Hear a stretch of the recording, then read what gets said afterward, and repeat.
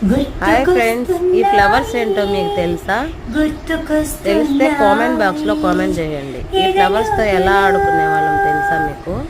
ఒక ఫ్లవర్ తీసుకొని తాత తాత టైం ఎంత అంటే 1, తాత తాత టైం ఎంత 2, తాత తాత టైం ఎంత 3, తాత తాత టైం ఎంత 4, తాత తాత టైం ఎంత 5, తాత తాత టైం ఎంత నేను చెప్పను పో అంటే ఇలా పోగిల్లి ఇసిరేసేవాళ్ళం.